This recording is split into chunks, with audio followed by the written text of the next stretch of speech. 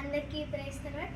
మా తాతగారు కొడమంచిలి హెన్రీ కర్త రాసిన పాట తంపుడు స్థితాలతో చిన్న కలర్ పాడుతున్నాం. తంబుర స్థితాలతో నా ప్రభు ఆరాధించెదను. తంబుర స్థితాలతో నా ప్రభుని ఆరాధించెదను. తన నివాసముగా నన్ను సృష్టించినను, తన నివాసముగా నన్ను సృష్టించదను.